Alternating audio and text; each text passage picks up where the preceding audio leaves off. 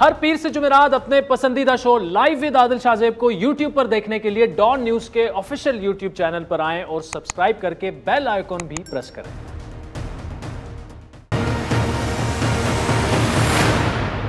अस्सलाम वालेकुम, मैं हूं आदिल शाहजेब। करप्शन और टैक्स चोरी से हासिल ट्राफिया की गैर कानूनी दौलत को बेनकाब करने पर पेंडोरा लीक्स का खैर मकदम करता हूं। जैसे ईस्ट इंडिया कंपनी ने इंडिया की दौलत को लूटा, तरक्की पजीर ममालिक की अशराफिया ऐसे ही कर रही है और मेरी हुकूमत इन तमाम शहरियों की पड़ताल करेगी जिनके नाम पेंडोरा पेपर्स में आए हैं, और अगर कुछ गलत साबित हुआ तो मुनासिब कार्रवाई करेंगे। ये दो टोक और वाज़े मौक़िफ़ वज़ीर आज़म इमरान खान की जानिब से सामने आया, और ये एक ऐसे वक्त में सामने आया जब गुज़श्ता शब पेंडोरा पेपर्स या पेंडोरा लीक्स के नाम से सामने आने वाली दस्तावेज़ात में मुतअद्दिद ऐसी ऑफशोर कंपनी और कई मिलियन डॉलर्स मालियत के ट्रस्ट के बारे में मालूम हुआ है जो मुबैना तौर पर पाकिस्तान से ताल्लुक़ रखने वाले 700 से ज़्यादा अफराद की मिल्कियत हैं। वज़ीर ख़जाना शौकत तरीन, वफाकी वज़ीर सेनेटर फैसल वाडा, वफाकी वज़ीर मोहनस इलाही, पंजाब के सीनियर वज़ीर अलीम खान और साबिक वज़ीर ख़जाना इसहाक डार के बेटे अली डार भी इनमें नुमाया हैं। सहाफ़ियों की तहकीकाती तंजीम International Consortium of Investigative Journalist या ICIJ की तहकीक के मुताबिक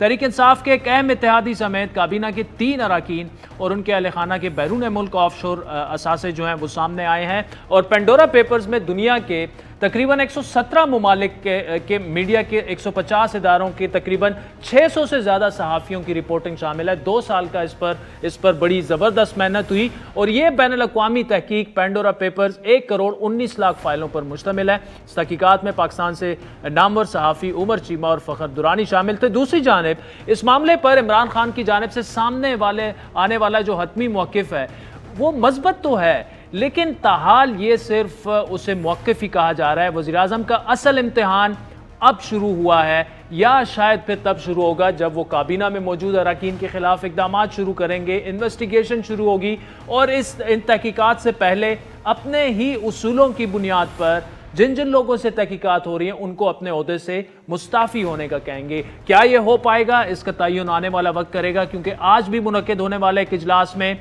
एक आला सतह का जो सेल है वो काम करने का फैसला हुआ जिसका काम इस स्कैंडल की तहकीकात करके अवाम के सामने हकाइक रखने होंगे। लेकिन मज़ा का खेज बात यह है कि इन हकाइक के सामने आने से पहले ही वफाकी वज़ीर जनाब शेख रशीद ने पेंडोरा स्कैंडल को जो करा खुद सुना। पेंडोरा बॉक्स क्या निकला, टेंट फिश या क्या खेड़ा पहाड़ निकला, चूहा, ये नाम तो पहले भी चल रहे थे। और इमरान खान के बयान देने के बाद मेरा ख्याल है इमरान खान के बयान ने सबके मुंह चुप कर दिए। उसने कहा किसी को नहीं छोड़ेंगे जो होगा। तो मैंने तो सच्ची बात यह है कि अभी आने से पहले चैनल देखें, ये खबर भी किसी चैनल पे नहीं चल रही। क्या ऐसा मौक़िफ़ होते हुए हुकूमत इस मामले में अवाम और अपोजिशन को मुतमईन कर पाएगी? वज़ीर आज़म इन उसूलों को खुद पर नाफिज करेंगे जो वो पनामा लीक्स के मौके पर अपोजिशन जमातों पर किया करते थे। अब अगर इस स्कैंडल की बात की जाए तो यकीनन तहरीक इंसाफ के लिए, उसके बयानिया के लिए, करप्शन के खिलाफ जो बयानिया है एक बहुत बड़ा धचका है। इसके तहत दुनिया भर में मौजूद पाकिस्तानियों को मुल्क में असासे बनाने, पाकिस्तान से लूटी गई दौलत को वापस लाने, बल्कि गैर मुल्कियों को भी पाकिस्तान में सरमायाकारी की तबलीग दी जाती रही है तहरीक इंसाफ के बयानिए में। लेकिन क्या ये तबलीग इमरान खान की काबीना अरकान तक नहीं पहुँच सकी? हुकूमत को इस पर भी गौर करना होगा। दूसरी जानिब पेंडोरा पेपर्स में सामने आने वाले 700 पाकिस्तानियों में से चंद एक ने अपना मौक़िफ़ भी दे दिया है। वज़ीर ख़जाना शौकत तरीन के मुताबिक पेंडोरा पेपर्स में नामजद उनकी ऑफशोर कंपनियां उस वक्त कायम हुई जब तारिक फवाद मलिक UAE की एक कंपनी के लिए काम करते थे। उन्होंने सरमायाकारी के लिए बाकायदा इजाज़त ली थी। शौकत तरीन के बकौल कंपनियों का कोई बैंक अकाउंट ना खुला, ना ही कोई ट्रांजैक्शन हुई। बाद में कंपनियां 2014 और 15 के दरमियान बंद कर दी गई। वफाकी वज़ीर काफली के सीनियर रहनुमा मोहनस इलाही पर भी एक मुतनाज़ा कारोबारी सौदे की रकम से एक खुफिया ऑफशोर ट्रस्ट में सरमायाकारी का इल्ज़ाम है। लेकिन चौधरी ख़ानदान ने इन इल्ज़ामात की तरदीद करते हुए कहा है कि तमाम असासे उनके डिक्लेयर्ड हैं और उनको सियासी इंतकाम का निशाना बनाया जा रहा है। वज़ीर आज़म के एक और करीबी साथी जनाब सेनेटर फैसल वाडा पर 2012 में बरतानिया की प्रॉपर्टी मार्केट में सरमायाकारी के लिए ऑफशोर कंपनी बनाने का इल्ज़ाम है और उनके बकौल उनके तमाम असासे डिक्लेयर्ड हैं। वज़ीर आज़म के एक और वज़ीर मखदूम खुसरो बख्तियार के भाई और बिजनेस पार्टनर ने एक ऑफशोर कंपनी के जरिए 2018 में लंदन के इलाके चेल्सी में $1 मिलियन की एक प्रॉपर्टी अपनी ज़ईफ़ वालदा के नाम मुंतकिल की। कभी इमरान खान के करीबी समझे जाने वाले पंजाब के सीनियर वज़ीर अब्दुल अलीम खान का नाम भी पेंडोरा पेपर्स में शामिल है। उन्होंने ब्रिटिश वर्जन आइलैंड में कंपनी कायम की। अलीम खान ने अलबत्ता अपनी ट्वीट में यह कहा है कि उनके पास छुपाने के लिए कुछ नहीं और मज़कूरा कंपनी जो है 15 बरस से उनके ऐलान शुदा यानी डिक्लेयर्ड असासों का हिस्सा है जो FBI और इलेक्शन कमीशन को फराहम कर दिए गए हैं। ICIJ के मुताबिक इमरान खान के साबिक मुशीर बराए खजाना और रेवेन्यू वकार मसूद का बेटा भी एक ऑफशोर कंपनी का हिस्सेदार है। वकार मसूद ने ICIJ को अपने रद्द-ए-अमल में यह बताया है कि उन्हें अपने बेटे की कंपनी के बारे में मालूमात नहीं है कि वो क्या करती है। माजी में नून लीग लेकिन मौजूद इस वक्त PTI के एक और रहनुमा मेजर रिटायर्ड राजा नादिर परवेज भी international finance and equipment limited नामी कंपनी के मालिक निकले हैं जो कि एक BVI रजिस्टर्ड कंपनी है। ICIJ के मुताबिक राजा नादिर परवेज ने 2003 में कंपनी में अपने शेयर एक ट्रस्ट को मुंतकिल किए जो कई ऑफशोर कंपनियों को कंट्रोल करता है। हुकूमती अराकीन के अलावा इन दस्तावेजात में नून लीग के रहनुमा साबिक वजीर खजाना इसहाक डार के बेटे अली डार की कंपनियों का भी जिक्र है। अली डार के मुताबिक ICIJ को लिखे गए जवाबी खत उन्होंने मुझसे खुद शेयर किया जिसमें यह लिखा हुआ है कि ये कंपनीज बिल्कुल कानूनी थी और कानूनी मकासद के लिए बनाई गई थी। इसके अलावा पीपल्स पार्टी के रहनुमा शर्जील मेमन भी ऑफशोर कंपनी उनका भी सामने आने का जो है वो इंकशाफ हुआ है। साबिक सीनियर फौजी अहदेदार major general retired Nusrat Naeem जो एक वक्त में ISI में डायरेक्टर जनरल काउंटर इंटेलिजेंस थे, एक BVI company Afghan oil and gas limited के मालिक थे जो उनकी रिटायरमेंट के कुछ ही अरसे बाद 2009 में रजिस्टर्ड हुई थी। इसके अलावा पाक फिजाइया के साबिक सरबराह अब्बास खटक के बेटे दो बेटे साहबजादे अहद खटक और उमर खटक के मुतालिक भी 2010 में ब्रिटिश वर्जन जजायर में खानदानी कारोबार की कमाई से स्टॉक बॉन्ड्स म्यूचुअल फंड्स और रियल स्टेट में सरमायाकारी के लिए एक ऑफशोर कंपनी रजिस्टर कराने का इल्जाम सामने आया। गो के इन लीक्स में वज़ीर-ए-आज़म इमरान खान का बाकायदा नाम सामने नहीं आया लेकिन इस लीक्स के सामने आने से एक रोज पहले ही वज़ीर-ए-आज़म को क्लीन चिट मिल जाने की बातें जो थी वो शुरू कर दी गई थी। इस कहानी के पीछे भी जो है वो एक दिलचस्प कहानी ऐसी थी कि जिसकी बड़ी वजह इमरान खान की लाहौर में जो एक उनकी रिहाइश गाह ज़मान पार्क उसकी रिहाइश के यकसां पते जैसे 2 मकानात का होना था। पेंडोरा पेपर्स में यह इंकशाफ हुआ कि लाहौर के इलाके ज़मान पार्क के मकान नंबर 2 से भी 2 ऑफशोर कंपनियों के मुंसलिक होने की दस्तावेजात सामने आई हैं। हादसाती तौर पर यह एड्रेस इमरान खान की लाहौर में रिहाइश गाह के पते जैसा है और इसके अलावा जो 2 कंपनीज हैं लॉकगेट इन्वेस्टमेंट लिमिटेड और हॉकफील्ड लिमिटेड दोनों का एड्रेस भी मज़कूरा पते पर ही है जबकि फरीदुद्दीन खान वल्दे सईदुद्दीन खान को दोनों कंपनियों का मालिक बताया गया। जब ICIJ ने मज़कूरा मामले पर इमरान खान को तहरीरी तौर पर लिखा तो जवाब में उनके मौम खसूसी ने बताया कि इमरान खान का मज़कूरा दोनों कंपनियों की शख्सियात से कोई ताल्लुक नहीं और ज़मान पार्क के 2 दाखिली रस्ते हैं। एक रास्ता केनाल रोड से है जबकि दूसरा संदास रोड से है। मज़कूरा रिहाइश गाहों के जो है नंबर एक ही जैसे हैं। शहबाज गिल के मुताबिक ये दोनों रिहाइश गाहें अलहदा-अलहदा हैं और ये एक दूसरे के साथ जुड़ी हुई भी नहीं है। दूसरी जानिब इस मामले पर ओपोजिशन और हुकूमत के दरमियान भी माजराई शुरू हुई है। हुकूमती वज़रा और सरकारी TV की जानिब से मरियम नवाज के साहबजादे जुनैद सफदर के नाम पर ऑफशोर कंपनी सामने आने की जो खबर सामने आई वो फिर पता चला कि वो एक फेक न्यूज़ है। दिलचस्प बात यह है कि इस फेक न्यूज़ को खुद वफाकी वज़ीर इत्तलात फवाद चौधरी ने भी ट्वीट किया। आजकल खुद वो पूरे मीडिया पर फेक न्यूज़ फैलाने का इल्ज़ाम लगाते हैं। इस इल्ज़ाम के बाद मरियम नवाज और जुनैद सफदर की जानिब से कानूनी चार्जोई का ऐलान कर दिया गया है और आज दी न्यूज़ में शाया होने वाली एक खबर के मुताबिक जंग ग्रुप के चीफ एडिटर मीर शकील उर रहमान, डॉन के CEO हमीद हारून, एक्सप्रेस मीडिया ग्रुप के CEO सुल्तान लखानी भी ऑफशोर कंपनियों के मालिक हैं और ये कंपनियां डिक्लेयर कर दी गई हैं। उनके बाकायदा मौक़िफ़ सामने जो हैं वो आए हैं। दूसरी जानिब JNN TV के मालिक ने एक मुलाजमा आमना भट्ट के नाम पर कंपनी बना रखी है। ताहम ये वाज़ेह नहीं कि यह कंपनी पाकिस्तानी टैक्स हुक्काम के पास डिक्लेयर्ड है या नहीं। लेकिन यहाँ ये कहनी है कि इन मीडिया ऑर्गेनाइजेशन खुसूसन जियो और डॉन को दाद देनी पड़ेगी कि अपने CEOs के नाम जाहिर करने से वो बिल्कुल नहीं कतराए। इस पर तफसीली गुफ्तगू नाज़रीन करेंगे। ICIJ की इस तहकीक में पाकिस्तान की नुमाइंदगी करने वाले ज़बरदस्त इन्वेस्टिगेटिव जर्नलिस्ट फ़खर दुरानी हमें ज्वाइन करेंगे जबकि नवाज शरीफ और मरियम नवाज के तर्जुमान मोहम्मद ज़ुबैर साहब भी हमारे साथ मौजूद हैं और हुकूमती मौक़िफ़ लेंगे वज़ीर मुमलिकत अली मोहम्मद खान से।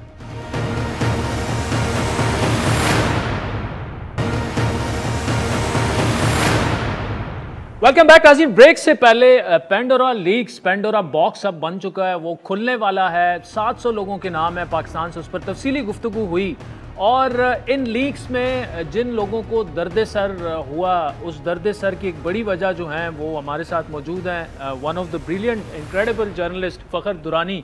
Fakhar, thank you so much for joining us. एक तो आपने और उमर चीमा ने ज़बरदस्त इस पर काम किया, तो मैनी कॉन्ग्रेचुलेशंस। ये बताइएगा, गवर्नमेंट ने अब ऐलान कर दिया है, खान साहब ने एक सेल भी बना दिया है कि जी जिन जिन के नाम आए हैं उन सबको इन्वेस्टिगेट किया जाएगा। आप इन सारी चीज़ों को बड़ा क्योंकि क्लोजली आपको पता है क्या प्रूफ्स हैं, किसने क्या जवाब दिया, किसने डिक्लेयर की, किसने नहीं की, आप समझते हैं कि कुछ निकलेगा, लोगों के खिलाफ कोई ठोस सबूत मौजूद हैं? देखें, सबसे पहले तो ये एक बड़ी वेलकम मूव है जो गवर्नमेंट की तरफ से अनाउंस किया है, उन्होंने एक कमीशन बनाने का जो कि इन्वेस्टिगेट करेगी। जहाँ तक मैं बताऊं कि जो हमारे पास एविडेंस हैं वो तो आपको मैं बताऊं कि बड़े सिग्निफिकेंट एविडेंस हैं कंपनीज़ के हवाले से कि किन किन फैमिलीज़ ने, बिज़नेस फैमिलीज़ ने कंपनीज़ बनाई, किस कंपनी के नाम पे एसेट्स हैं, क्या वैल्यू है उनकी। तो ये एविडेंसेस तो हमारे पास हैं, लेकिन सवाल ये है कि क्या गवर्नमेंट इस इन्वेस्टिगेशन को या ये जो पेंडोरास पेपर्स के हवाले से जितने भी नाम आए हैं उनका प्रॉपरली प्रोब करेगी भी नहीं, क्योंकि इसमें अभी से ही क्वेश्चन रेज हो रहे हैं कि जिस तरह अगर ये डिक्लेरेशन के हवाले से इन कंपनीज़ का मामला है तो वो एफबीआर ने भी देखना है, और एफबीआर आपको मालूम है कि वो फाइनेंस मिनिस्टर के अंडर है, जिनके अपनी 4 कंपनीज इसमें निकली हैं। जी ठीक है। अच्छा, 2-3 अहम लोगों के इसमें नाम आए हैं गवर्नमेंट से जो मुंसलिक हैं, आपने फाइनेंस मिनिस्टर का नाम ले ही लिया। उनसे जब सवालात पूछे गए शौकत तरीन साहब से तो उन्होंने क्या जवाब दिया? बाकी कोई ऐसा बंदा कि जिन्होंने आपको जवाब नहीं दिया सवालात का? फैसल वाडा से जो हमने डायरेक्टली बतौर द न्यूज़ के कॉरेस्पॉन्डेंट के तौर पे रब्ता किया था, तो उन्होंने इसका जवाब नहीं दिया। ICIJ ने जो उनको कांटेक्ट किया था और एक डिटेल्ड लेटर उनको भेजा था, तो उसका उन्होंने एक ब्रीफ सा जवाब दिया था कि उनकी जो कंपनी है और जितने भी एसेट्स हैं वो पाकिस्तान में डिक्लेयर्ड हैं, जो कि हमारी मालूमात के मुताबिक ये कंपनी डिक्लेयर्ड नहीं है, बल्कि 2016 में तो इन्होंने खुद किसी भी ऑफशोर कंपनी रखने के हवाले से इसकी डिनाई कर चुके हैं कि उनकी कभी कोई ऑफशोर कंपनी नहीं रही। ठीक है, तो जो फ़खर ये बताइएगा, ऑफशोर कंपनी बनाना जो है वो कोई जुर्म तो नहीं होता, लेकिन जब तक कोई गैर कानूनी काम ना हो या फिर डिक्लेयर्ड ना हो, क्यों इतना शोर मचाया जा रहा है? जो 3-4 मिनिस्टर्स के और इन लोगों के नाम आ गए हैं, क्या उनके जवाबात तसल्ली बख्श नहीं थे? बहुत सारी चीज़ें ऐसी हैं जो शायद डिक्लेयर्ड नहीं हैं, क्या आपके पास क्या मालूमात है? तो ये बिल्कुल भी इलीगल नहीं है, और अगर इन कंपनीज में कोई होल्डिंग्स हैं या कोई भी इसमें पैसा की ट्रांजैक्शन है, वो डिक्लेयर्ड है प्रॉपर चैनल के via after the approval of state bank of Pakistan है, तो कोई भी इसमें इलीगैलिटी नहीं है। लेकिन अगर इन चैनल्स को और ये प्रोसीजर फॉलो नहीं किया गया तो उसमें फिर क्वेश्चन रेज होते हैं, और वो शायद वो अथॉरिटीज़, कंसर्न्ड अथॉरिटीज़ ही इसके ऊपर डिटरमिन कर सकते हैं कि कौन सी इन 700 नामों में से जो ऑफशोर कंपनीज के मालकान हैं वो इलीगल हैं ये कंपनीज, या कोई इस तरह की उनमें सस्पिशियस ट्रांजैक्शंस हैं, और कौन सी बिल्कुल शफाफ हैं। ठीक है। फ़खर, इससे पहले फैसल वाडा की प्रॉपर्टीज़ पर आप काफ़ी काम कर चुके हैं, तो आप क्या समझते हैं इन्होंने जो अभी ये जो उनका जवाब है कि डिक्लेयर्ड हैं, लेकिन कुछ मालूमात आपके पास शायद ऐसी हैं कि वो ये कंपनी पहले डिक्लेयर नहीं थी? जी, जहाँ तक मेरे पास कुछ डॉक्यूमेंट्री एविडेंसेस भी हैं, और जो पिछली मैंने स्टोरीज़ की जो इनकी यूके प्रॉपर्टीज़ के हवाले से थी, तो उसकी बिना पे मैं ये बिल्कुल आपको श्योरिटी से कहता हूँ कि ये कंपनी उन्होंने डिक्लेयर नहीं की। अच्छा, ये कंपनी उन्होंने डिक्लेयर नहीं की, तो इसका मतलब प्राइम मिनिस्टर तो ये कह रहे हैं कि अगर इस किस्म की चीज़ें हुई तो किसी को नहीं छोड़ा जाएगा। तो मेरे ख्याल में बेहतर यही होगा कि ऐसे लोग फिर रिजिग्नेशन दे दें, तभी इन्वेस्टिगेशन पे सवाल नहीं उठेगा। अच्छा, एक चीज़ इसमें मैं मज़ीद भी ऐड करना चाहूँ कि कुछ हमारे जो डॉक्यूमेंट्स हैं उसमें, और जब हमने फर्दर आगे उनसे क्वेश्चनियर भेजे, तो कुछ लोगों ने, जिसमें कुछ बिज़नेस फैमिलीज़ भी थी, उन्होंने हमें ये बताया कि उन्होंने ये डिक्लेयर की हैं, और 2018 में जो टैक्स एमनेस्टी स्कीम थी उसके तहत ये डिक्लेयर की हैं। वो भी हम फर्दर उस पर काम कर रहे हैं, शायद 1-2 दिन में उनके ऊपर भी स्टोरीज आएंगी। फैसल वाडा के हवाले से मैं आपको बताऊं कि जिसकी बुनियाद पे ये कहते हैं कि वो डिक्लेयर्ड हैं, उन्होंने 3 कंपनीज डिक्लेयर की हैं, सॉरी 3 प्रॉपर्टीज़ यूके में डिक्लेयर की थी। 2018 में जब मुस्लिम लीग नून ने एक टैक्स एमनेस्टी स्कीम अनाउंस की थी, उस टैक्स एमनेस्टी स्कीम के तहत इन्होंने ये 3 प्रॉपर्टीज़, उसके अलावा एक दुबई की और मलेशिया की प्रॉपर्टीज़ थी, वो उन्होंने डिक्लेयर की हैं। अच्छा ठीक है, वो उन्होंने डिक्लेयर किया। अच्छा, अलीम खान के बारे में अगर बताइएगा कि उनके जो जवाबात थे वो कितना मुतमईन कर पाए आपको, आईजे को, क्योंकि वो भी कह रहे हैं कि मेरा भी सब कुछ डिक्लेयर्ड था पहले से। देखें, अलीम खान साहब का नाम ये अभी पहली दफ़ा नहीं आया, जो पैनामा पेपर्स थे उसमें भी उनका नाम और उनकी यही कंपनी उस टाइम भी डिस्कस हुई थी, और उनके नाम पे जो प्रॉपर्टीज़ हैं उसके हवाले से भी डिटेल्ड ना सिर्फ डिस्कस हुई बल्कि नैब ने भी उनके बाकी केसेस के साथ साथ इस कंपनी का केस भी टेकअप किया था। और उन्होंने अभी जो जवाब दिया है कि ये डिक्लेयर्ड है, ये तो अब अथॉरिटीज़ ही डिटरमिन करेंगी कि ये क्या आया ये सारी प्रॉपर्टीज़ और कंपनी के जितने भी एसेट्स हैं वो सब डिक्लेयर हैं या नहीं है। ठीक है। अच्छा फ़खर, ये बताएगा कि ऑलमोस्ट तकरीबन 700 लोगों के नाम है, लेकिन अभी तो चंद नाम सामने आए हैं, तो कब तक आईजे का इरादा है या आप लोग कब तक ये तमाम डिटेल जिन जिन लोगों की कंपनीज हैं वो रिलीज़ कर देंगे? देखें, जैसा कि हमने अपनी स्टोरीज़ में भी बताया कि ये 2 साल से इस डाटा पे काम हो रहा था और एक बहुत बड़ा डाटा था। उसमें से ये तमाम एक लिस्ट कंपाइल करना, उनकी पूरी डिटेल्स, उनकी एसेट्स की डिटेल्स, उसके अलावा उनकी जो रेजिडेंस और पर्सनल दूसरी डिटेल्स हैं वो सबको कंपाइल करना, उस पर टाइम लगता है। और हमने ऑलमोस्ट तकरीबन सारी लिस्ट बना ली है, सिर्फ उसमें डाटा क्लीनिंग का काम है, जो कि शायद 1-2 दिन में जंग और दी न्यूज़ के प्लेटफॉर्म से पूरी डिटेल 700 लोगों की पब्लिश हो जाएगी। अच्छा, तो उन 700 लोगों में कुछ और ऐसे सिग्निफिकेंट नाम भी हैं, हमें ना बताइएगा, लेकिन of course would be interesting to know, कुछ ऐसी रिवीलिंग इंफॉर्मेशन आने वाली है और भी दिन 2 में? जो आम पब्लिक की कंजम्पशन के लिए तो हमेशा पॉलिटिकली एक्सपोज या पॉलिटिशियंस हों या ब्यूरोक्रेट्स हों, मिलिट्री या सिविलियन, उनकी हमेशा से इंटरेस्ट रहा है। उसके साथ साथ पाकिस्तान की जो ज़्यादा तकरीबन तमाम बिज़नेस फैमिली, बड़ी बिज़नेस फैमिलीज़ हैं, उन सब की भी ऑफशोर कंपनीज, ट्रस्ट और फंड्स की डिटेल्स हमारे पास हैं, जो कि आने वाले चंद दिनों में हम शाये करेंगे। ठीक है। फ़खर, एक तो ये कि आप एक अब तो सेल भी बन गया है, अगर इन्वेस्टिगेशन में आपको, उमर को अगर ऑन बोर्ड लिया जाए डाउन द लाइन अथॉरिटीज़ की जानिब से, तो क्या आप उसके लिए तैयार होंगे? देखें, ये एक बड़ा नोबल काज है, और जिस तरह जर्नलिज्म है कि फैक्ट्स को आवाम के सामने लाना है, इसी तरह अगर कोई इस तरह की इन्वेस्टिगेशन होती है तो डेफिनेटली हमारे पास जो रिकॉर्ड है, हाँ, आफ्टर अप्रूवल फ्रॉम ICIJ, तो हम जो भी according to the rules and guidelines set by ICIJ, हम जो भी अथॉरिटीज़ होंगे उनके साथ कोऑपरेट करेंगे।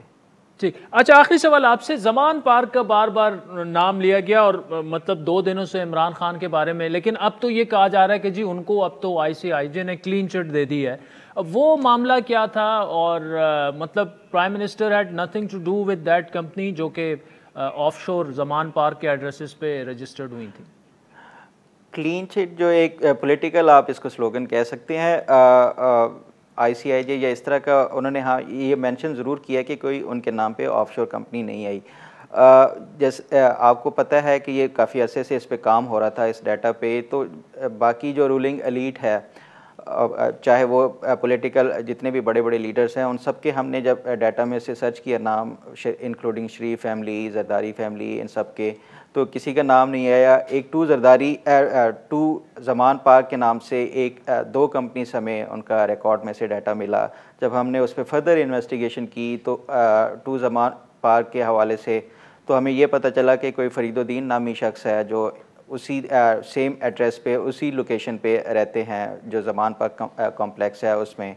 हमने उन फरीदुद्दीन साहब से भी रब्ता किया, फिर उसके साथ साथ ICIJ के थ्रू हमने एक डिटेल क्वेश्चनियर गवर्नमेंट को भी भिजवाया, प्राइम मिनिस्टर को, उनके स्पोक्स पर्सन के थ्रू, शहबाज गिल साहब के थ्रू। और ये बात है आज से कोई 20-25 दिन पहले की। उन्होंने अपना जब डिटेल जवाब था उसमें ये जो कन्फ्यूजन थी टू ज़मान पार्क के हवाले से वो उन्होंने पूरी तरह से हल की। उसके बाद यही डिसाइड हुआ कि इस हवाले से हमने कोई स्टोरी नहीं करनी क्योंकि कोई इनसे डायरेक्टली लिंक नहीं बन रहा था। लेकिन उसके बाद जब ये अनाउंस हुआ कि कल पेंडोरा पेपर रिलीज़ हो रहा है तो आई डोंट नो कि उन्होंने इसको क्यों इस तरह से मुख्तलिफ मीडिया चैनल्स के थ्रू शायद वो इसको चलाना चाह रहे थे। इसकी जवाब तो सिर्फ वही दे सकते हैं। ठीक है Fakhar Durrani, thank you so much for joining us. नाज़रीन वक्त हुए चाहता है एक ब्रेक का, जिसके बाद वज़ीर मुमलिकत अली मोहम्मद ख़ान साहब हमें ज्वाइन करेंगे और मोहम्मद ज़ुबैर साहब भी हमारे साथ होंगे, उनसे पेंडोरा लीक्स पर मज़ीद गुफ्तगू।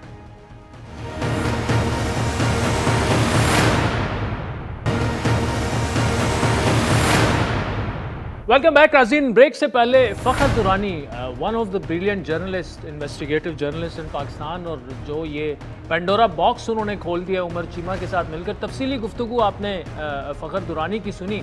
इस वक्त अली मोहम्मद ख़ान साहब जो हैं वो मौजूद है हमारे साथ, पार्लिमानी उमूर के वज़ीर मुमलिकत भी हैं, और इन मामलात पर स्पेशली जब एहतसाब की बात होती है तो वो खुल कर कहते हैं कि पार्टी हमारी हो या किसी और की हो, लोग हमारे हों किसी और के हों, लेकिन एहतसाब जो है वो होना ज़रूर चाहिए। लेकिन एहतसाब सिर्फ होना नहीं चाहिए, एहतसाब दिखना भी चाहिए। अली मोहम्मद ख़ान साहब, thank you so much for joining अस।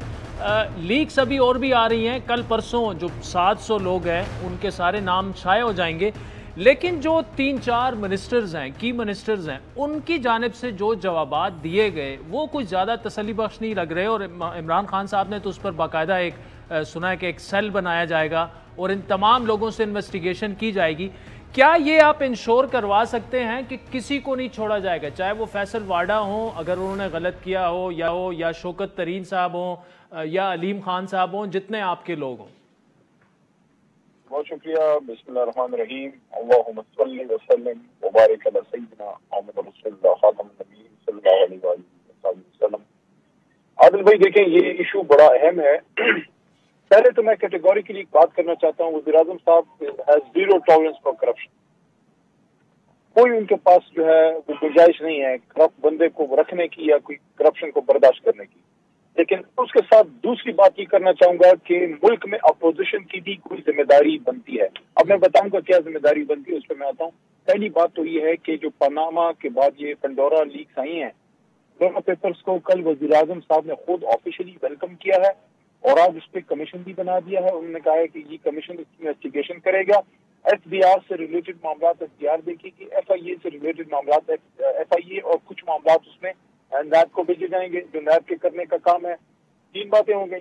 अब इसको अगर आप देखें, मियां साहब के दौर में जब पनामा पेपर्स आए, मियां साहब ने किसी भी वफाकी इदारे की कोई जिम्मेदारी नहीं डाली, बल्कि उनके डिफेंस मिनिस्टर ख्वाजा आसिफ साहब ने उस जमाने में ये बात कौमी असम्बली के फ्लोर पे की थी कि मियां साहब आप फिक्र ना करें, कौम इसको भूल जाएगी। फिर मियां नवाज शरीफ ने कौमी असम्बली के फ्लोर पे आके कुछ डॉक्यूमेंट्स पेश किए कि ये हुजूर ये है वो जराए, लेकिन सुप्रीम कोर्ट में फिर उन डॉक्यूमेंट्स से वो पीछे हट गए। अब उसको अगर आज के जमाने से कंपेयर करें तो इमरान खान साहब ने एज अ वज़ीर आज़म इसको वेलकम किया और इस पे उन्होंने कमीशन बनाया और वफाकी तहकीकाती इदारों और आज़ाद इदारों जो है उसको चीज़ों में काम लगा दिया। अब इसमें चौथा नुकता यह है कि अगर फिर भी किसी अपोजिशन के रहनुमा को ये है कि भाई हम इन्फ्लुएंस करेंगे या हम जो है अपना असर रसूख इस्तेमाल करेंगे, तो सुप्रीम कोर्ट आजाद है। जिस तरह हम सुप्रीम कोर्ट गए थे, ये भी चले जाए, पिटीशन लेके चले जाए। हालांकि उस जमाने में ना FIA को टास्क दिया गया, ना नैब को टास्क दिया गया, ना FTR को, हम सुप्रीम कोर्ट चले गए। अच्छा अली मोहम्मद खान साहब ये बताइएगा, देखिए एक ये भी इससे पहले फैसल वाडा साहब पर 1-2 केस आए नेशनैलिटी वगैरह का भी और उसका भी, तरीन साहब भी है, तो इन लोगों को क्या अपने ओहदों से मुस्ताफ़ी नहीं होना चाहिए, जो कि एक आपका एक बुनियादी उसूल रहा है कि आप मुस्ताफ़ी हो, इन्वेस्टिगेशन हो, आप क्लियर हो और आप दोबारा काबीना में आ जाएं? अगर initial burden of proof in पे आ जाए तो फिर बिल्कुल होना चाहिए, लेकिन इनिशियली सबसे जो पहला सवाल इनसे होना चाहिए वो ये है कि जिस तरह मियां साहब का था, आपको याद है मियां साहब का ऑफशोर अकाउंट के फ्लैट्स उनके नाम पे जो है थे, उन्होंने छुपाया हुआ था, कहीं नहीं बताया था। तो अगर इन्होंने भी ऐसे किया है और छुपाया है और अपने डॉक्यूमेंट में शो नहीं किया, फिर तो पहले स्टेप में होना चाहिए। लेकिन अगर उन्होंने ये ऑफशोर अकाउंट पहले से शो किए हुए हैं तो फिर नेक्स्ट स्टेप में ये देखा जाएगा कि ऑफशोर अकाउंट जो बने हैं तो क्या वो वहाँ पे जो प्रॉपर्टी है वो और यहाँ जो शो की गई है उसमें मुताबिकत है या नहीं। नंबर 3 फिर ये देखा जाएगा वहाँ जो ऑफशोर अकाउंट है वहाँ जो पैसा गया है यहाँ से लीगल चैनल पे गया है कि नहीं। और आखिरी स्टेप जो होना चाहिए मेरे ख्याल में, एज अ वकील बात कर रहा हूँ, वो ये है कि फिर ये देखा जाना चाहिए कि जो पैसा गया है अगर लीगल चैनल से भी गया है तो क्या वो पैसा इल गॉटन तो नहीं था, यानी कि उसका मनी ट्रेल है या नहीं। इस तरह खान साहब ने अब तक 7-8 महीने मनी ट्रेल किया उस पैसे का जो मुल्क से बाहर कमाया था, हालांकि उस जमाने में कभी वो पब्लिक ऑफिस होल्डर भी नहीं रहते। तो ये नुकात हैं। अगर तो पहले 1-2 नुकात इसके क्लियर हैं कि पहले से ऑफशोर अकाउंट उन्होंने शो किए हुए हैं, जो कि तरीन साहब ने, फैसल वाडा साहब ने और ये खुसरो बख्तियार साहब के तो खैर भाई का उनका अपना नहीं है, लेकिन उनकी फैमिली ने अगर शो किए हैं तो पहला टेस्ट तो क्लियर है, लेकिन फिर बाकी तहकीकात होंगी। मैं दोबारा ये बात कहना चाहता हूँ, चाहे हुकूमती नुमाइंदा हो, अपोजिशन का नुमाइंदा हो, अगर तो तहकीकात में ये चीज निकलती है कि किसी ने इसमें करप्शन की है, कानून तोड़ा है, तो फिर कोई मुजरिम हुकूमती अपोजिशन नहीं होता, मुजरिम होता है, चोर चोर होता है। ठीक है अली मोहम्मद खान साहब, ठीक है, इन्वेस्टिगेशन के इदारों को टाइम देना होगा थोड़ा। अच्छा, मुझे मुख्तसरन ये बताइएगा, कल काबीना का बड़ा अहम इजलास हो रहा है और जिसमें चेयरमैन नैब के बारे में भी फैसला हो जाएगा। आपकी पोजीशन तो क्लियर रही है कि इंडिविजुअल्स के लिए कानून साजी नहीं होनी चाहिए, क्या हो रहा है, क्या एक्सटेंशन मिल रही है, ज्यादा चांसेस इसी बात के हैं चेयरमैन नैब? देखिए अभी चूंकि काबीना का इस पर फैसला नहीं आया तो हम एक लिहाज से अपनी जाती राय देने में आजाद है, लेकिन कल जो फैसला आ जाएगा तो फिर काबीना का फैसला हम सबका होगा। अगर कोई फिर मेंबर उससे एग्री नहीं करता तो अखलाकी तौर पे फिर उस मेंबर को इस्तीफा देके अपनी बात करनी चाहिए। आज हम बात करने में आजाद है। मैं ये समझता हूँ कि कानून साजी कभी भी इंडिविजुअल के लिए नहीं होनी चाहिए, लेकिन अगर बिलफर्ज महाल सूरत हाल ऐसी है कि किसी एक मेंबर से अभी इत्तेफाक नहीं होता और अपोजिशन लीडर जनाब शहबाज शरीफ साहब की पोजीशन कॉम्प्रोमाइज है क्योंकि वो खुद इस वक्त कॉन्फ्लिक्ट ऑफ इंटरेस्ट में है, केसेस हैं उनके करप्शन के और फैसला उन्होंने नैब के चेयरमैन तक करना है। ऐसे हालात में अगर केसेस करप्शन के मैच्योर हो रहे हैं और हुकूमत अपील करती है कि मौजूदा चेयरमैन नैब से उन्होंने उसको कैरी ऑन कराना है और उसमें एक्सटेंशन देनी है, तो कानून में ऑर्डिनेंस की गुंजाइश बहरहाल मौजूद है। ठीक है, लेकिन कल ये काबीना फैसला तो उसके बाद इस पर कोई मंतकी राय सामने आएगी, क्योंकि अभी तो फिलहाल चमगोइयां ही हैं, अभी फैसला इस तरह से कंप्लीट और क्रिस्टल क्लियर अभी आया। चले अली मोहम्मद खान साहब, thank you so much for joining अस। आज़िम वक्त ब्रेक का, जिसके बाद मरियम नवाज और नवाज शरीफ साहब के तर्जुमान मोहम्मद जुबैर साहब हमें ज्वाइन करेंगे। उनसे पेंडोरा लीक्स पर देखेंगे कि उनके पास अगर मजीद कोई ऐसी लीक्स मौजूद हैं, क्योंकि ओपोजिशन इस पर बढ़ चढ़ कर खेल रही है, लेकिन कुछ उनके लोगों के भी नाम आए हैं। इस पर तफसीली गुफ्तगू ब्रेक।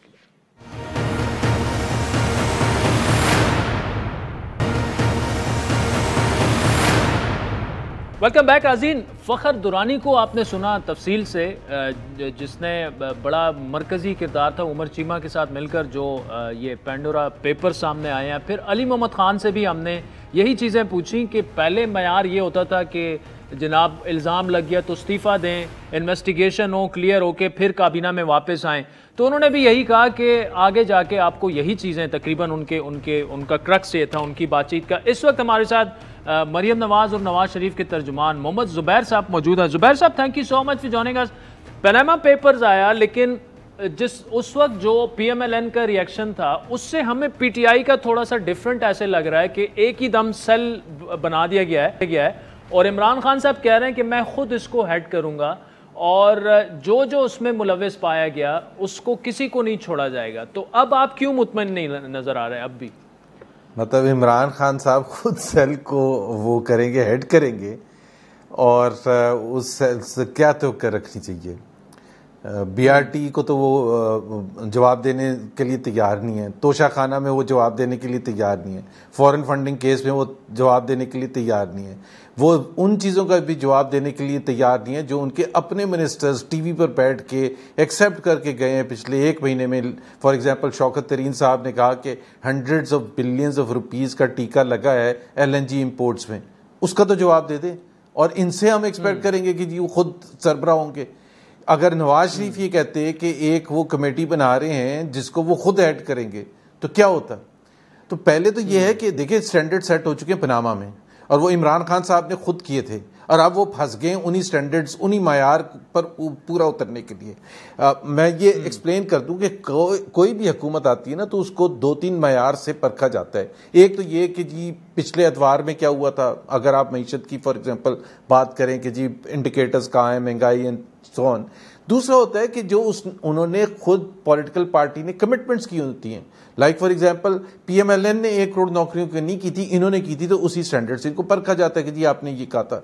इसी तरह से करप्शन और ट्रांसपेरेंसी के हवाले से इन्होंने कुछ स्टैंडर्ड सेट किए थे जिसमें बुलंद बांग दावे किए गए थे, जिसमें हजरत उमर की रियासत मदीना का जिक्र किया गया था कि जो शख्स आके पूछे गरीब आदमी हजरत उमर से कि जी आपने ये जो कपड़े पहने हुए हैं, आपकी तो कोई इनकम नहीं, आप कहते हैं तो ये कैसे पहने हुए हैं। तो जब हम तोशा खाना में पूछते हैं, मुझे ये बताइए, एक सेकंड, जब हम तोशा खाना में पूछते हैं कि आपके तहफ़ कहाँ हैं, तो वो कहते हैं मैं जवाब नहीं दूंगा, और वही हेड कर रहे हैं। कमाल है।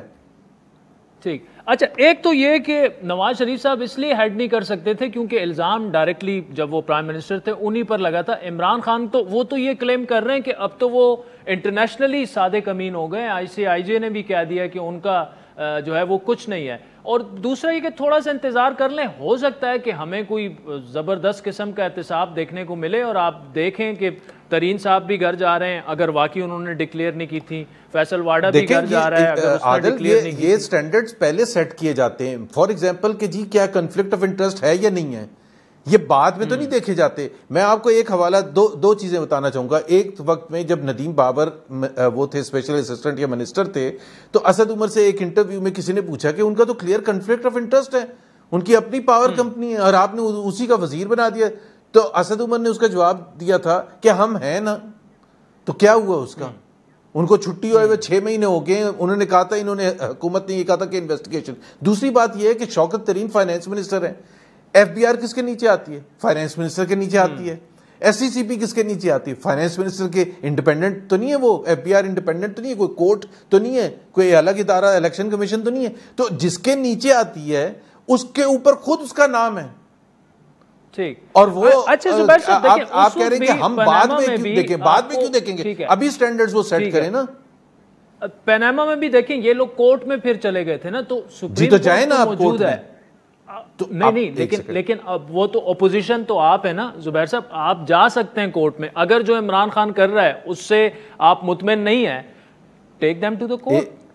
आदिल, सबसे पहली बात यह है कि हमें इमरान खान से ये तवक्का है कि वही जोश, वही जज्बा, वही गुस्सा, एंगर, जज्बात कि जी जब इतने ये हुक्मरान जमात, बाय द वे मियां नवाज शरीफ का नाम नहीं था, वो जो इतनी मोटी किताब थी ना पनामा पेपर्स, उसमें मियां नवाज शरीफ का नाम नहीं था, उनके 2 बेटों का नाम था जो कि नॉन रेजिडेंट पाकिस्तानी थे, जो पाकिस्तान के कानून के मुताबिक उस वक्त के और आज भी और 10 साल पहले के भी कानून के मुताबिक they are not responsible to declare their assets और financial worth to any organisation in Pakistan. ये पाकिस्तान का कानून है। आपने जबरदस्ती घसीट के ले आए मियां नवाज शरीफ को, पहले उनको घसीट के। नॉन रेजिडेंट पाकिस्तानी कब से हो गए?